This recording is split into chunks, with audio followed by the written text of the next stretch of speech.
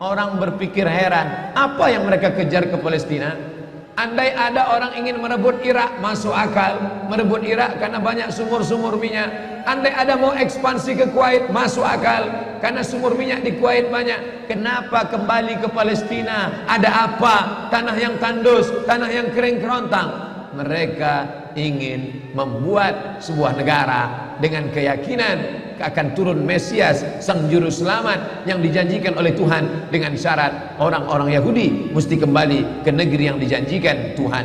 Yang kedua, Mesias sedang menunggu.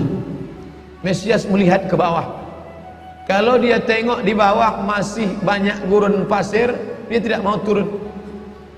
Dia ingin melihat hijau. Kalau sudah dibentang karpet hijau, baru dia turun ke bawah.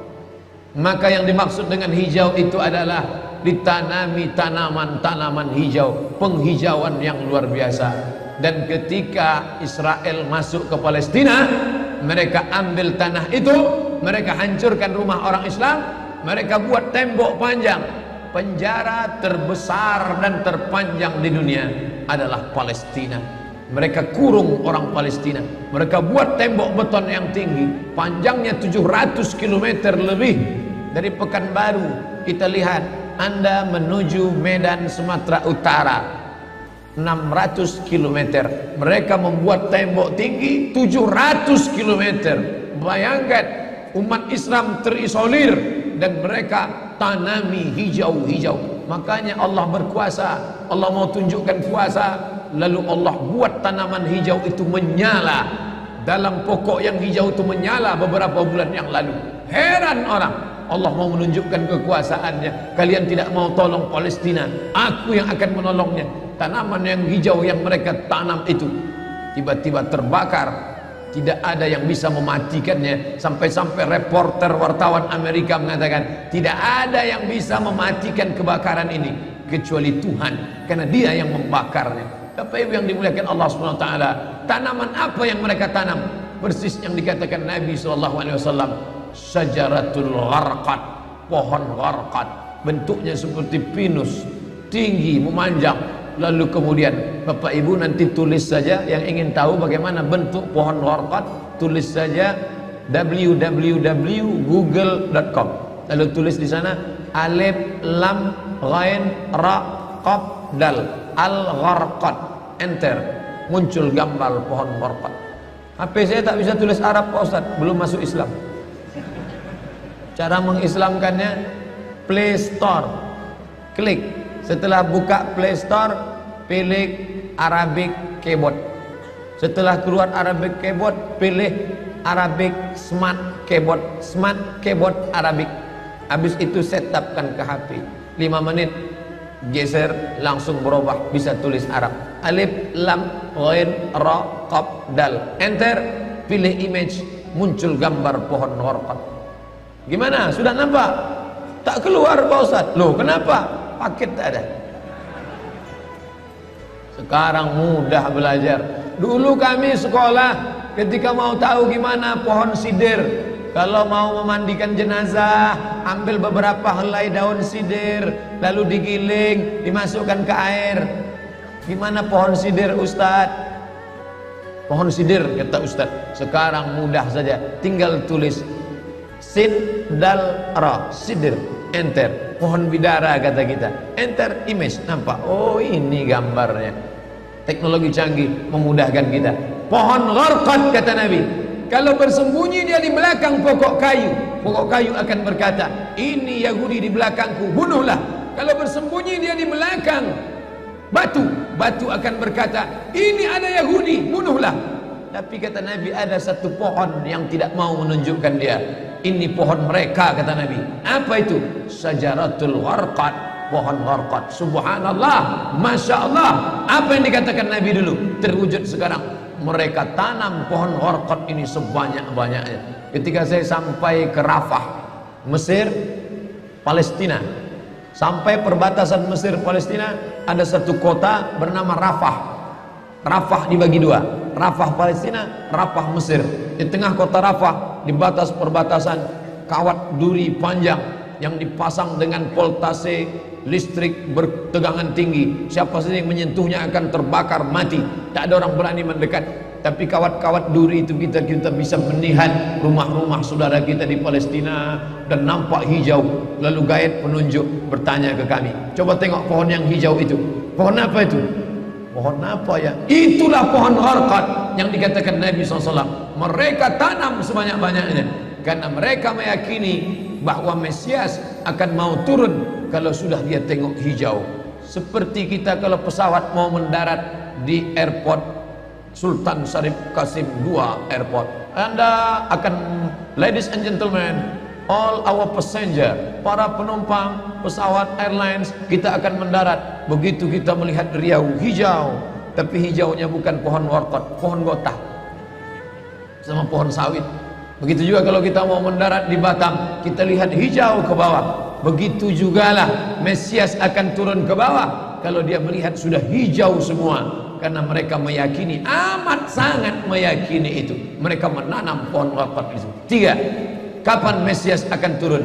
Mesias akan turun kalau Babilonia dibantai terus. Makanya mereka punya program bantai Babilonia, hancurkan Babilonia. Kenapa mereka marah dengan Babilonia? Karena Raja Babilonia pernah menghancurkan kekuasaan mereka. Raja Babilonia yang mereka maksud adalah Nebukadnezar. Nebukadnezar Raja Babilonia menghancurkan kerajaan nenek moyang mereka. Mereka punya dendam kesumat yang luar biasa. Salah satu sifat Yahudi, dendam kesumat yang tak pernah mati. Walaupun sudah terjadi ratusan tahun, ribuan tahun lalu, tetap anak cucunya sekarang dendam-dendam. Hantam Babilonia, hantam Babilonia. Karena Babilonia negerinya Nebukadnezar, anak cucunya mesti dihancurkan. Mana Babilonia itu?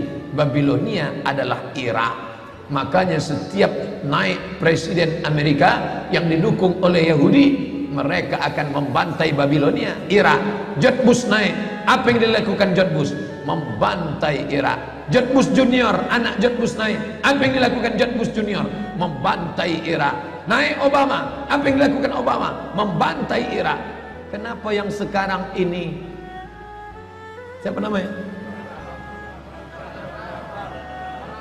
Donald Trump. Payah mengingat nama orang kafir. Kenapa Donald Trump tak membantai Irak? Karena Irak sudah hancur babak belur, tak perlu lagi dibantai. Sumur-sumur minyaknya sudah punya kita. Negeri itu sudah menjadi negeri boneka, hancur lebur. Saddam Hussein barulah orang paham. Dulu kita terikut-ikut dengan kata-kata mereka di Reuter. Saddam Hussein raja yang zalim, Saddam Hussein orang yang jahat, Saddam Hussein. Tapi begitu Saddam Hussein digantung, apa kata dia di tiang gantungan? Allahu Akbar, patah lehernya, mati Saddam Hussein, meninggal dunia. Sekarang orang baru sadar, ternyata Saddam Hussein menyelamatkan negeri itu daripada orang-orang yang jahat. Sekarang apa yang terjadi?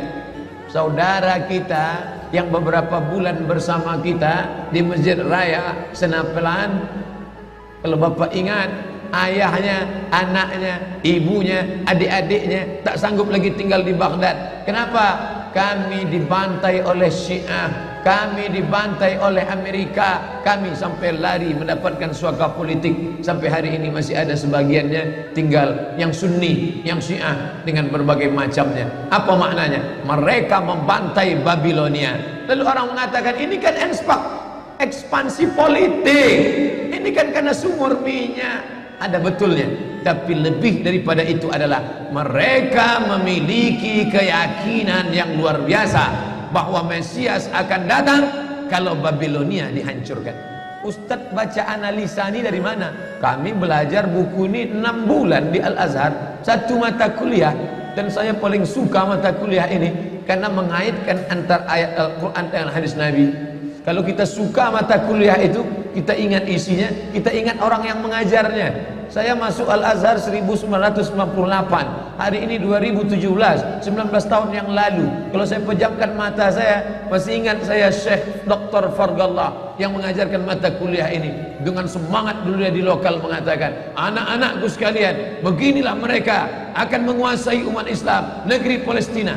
semangat Syekh Fargallah. Saya tak tahu apakah dia masih ada atau tidak, tapi pahala akan tetap mengalir baik beliau hidup maupun sudah meninggal dunia. Kenapa? Saya sampaikan kepada Bapak Ibu sampaikan kepada anak menantu, sahabat, kerabat, tetangga, mengerti keadaan kita zaman sekarang.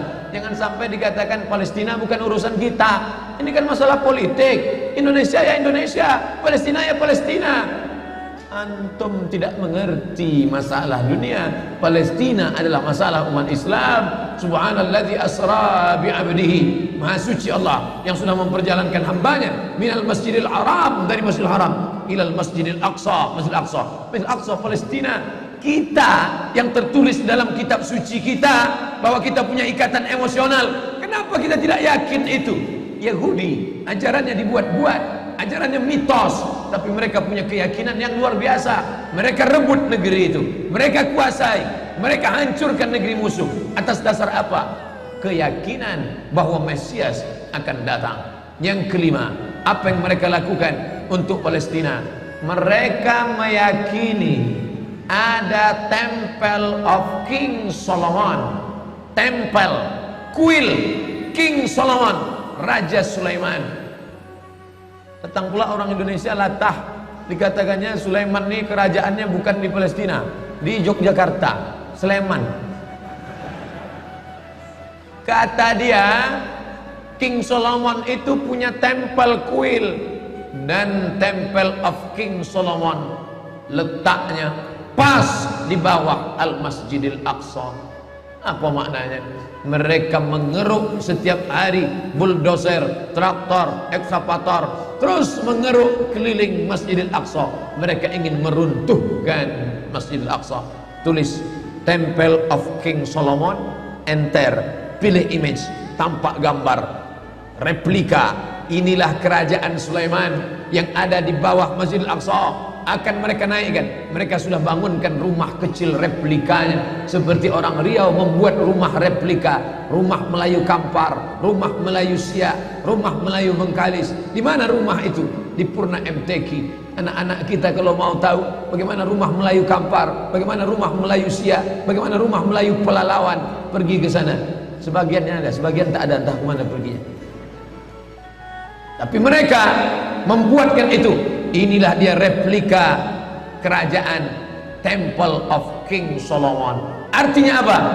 Mereka ingin menghancurkan Al-Masjidil Aqsa berkeping, sampai akhirnya disitulah nanti kemarahan umat Islam. Entah marah entah tidak, melihat gayanya tak marah. Mau kalian hancurkanlah. Banyak lagi urusan kami sibuk dengan ini. Tapi akan ada hamba-hamba Allah. La tazulu fi ummati ta'ifatun min ummati. Akan tetap ada sekelompok umatku yang memperjuangkan agamaku, kata Allah Subhanahu wa ta'ala. Yang terakhir, yang kelima, akan turun Mesias. Kapan itu terjadi? Ketika terjadi perang besar. Sebetulnya dalam agama Islam sudah dituliskan yang dimaksud dengan Mesias itu siapa. Kata Imam Al-Hafiz Ibnu Hajar Al-Asqalani dalam Fathul Bari, yang dimaksud dengan yang dinanti-nanti mereka itu adalah Dajjal. Dajjal itulah sesungguhnya yang sedang mereka nanti. 70,000 Yahudi wara'ad Dajjal. Ada 70.000 Yahudi yang akan berada di belakang Dajjal ketika dia turun nanti. Makanya tiap hari, tiap petang kita berkata, Allahumma inni a'udzubika min adzabi jahannam wa min adzabil qabri wa min fitnatil mahya wal mamat wa min syarri fitnatil masihid dajjal. Dajjal itulah yang sedang mereka tunggu. Dajjal itulah yang sedang mereka nanti-nantikan. Kita menantikan kedatangan, dia pun juga menantikan akan kedatangannya. Bedanya apa? Mereka meyakininya dengan semangat. Semangat mereka luar biasa. Mereka bangkit. Umat Islam percaya. Padahal tiap hari dia katakan sebelum salam, Allahumma inni a'udzubika min adzabi jahannam wa min adzabil qabri wa min fitnatil mahya wal mamat wa min syarri fitnatil masihid dajjal. Tiap hari dikatakan, tiap hari diucapkan. Tapi dalam hati, betul tak Dajjal ini datang? Entah iya entah tidak. Mereka yakin Dajjal akan datang, tapi mereka katakan itulah pemimpin kami, itulah Tuhan kami, itu adalah jelmaan daripada Tuhan kami, itu yang akan menghancurkan dunia, dia akan menjadi panutan kami. kita berkata itu musuh kami, tapi kita pun ragu entah musuh entah tidak. Oleh sebab itu kita minta ampun kepada Allah atas kurangnya iman kita. Subuh ini kita bangkitkan semangat kita, tapi yang datang kepada, kenapa Allah tidak menolong? Katanya Allah itu maha kuasa. Cukup dia teriakkan saja, malaikatnya satu berteriak, pecah gendang telinga orang Yahudi, mati. Cukup dia tiupkan angin sejuk, terhirup, mati. Kenapa tidak dia matikan saja Yahudi itu? Datang Syekh Muhammad Jibril, Syekh Dr. Muhammad Jibril, Syekh Profesor Dr. Muhammad Jibril, dosen tafsir Al-Azhar. Kami undang, mahasiswa Indonesia mengundang di waktu di Mesir dulu kuliah. Lalu saya tanya, Assalamualaikum Syekh. Ya, kaum Ad binasa, kaum Samud binasa, kaum Midian binasa, kaum Iram binasa, kaum Fir'aun binasa. Kenapa Allah tidak membinasakan Israel ini? Senyum Syekh Muhammad Jibril. Apa kata dia? Ya beni, anakku, seandainya Allah membinasakan Israel ini, lalu apa yang tersisa untukmu? Ditunjuknya saya. Seandainya Allah membinasakan Israel ini, lalu apa yang tersisa untukmu? Terdiam saya.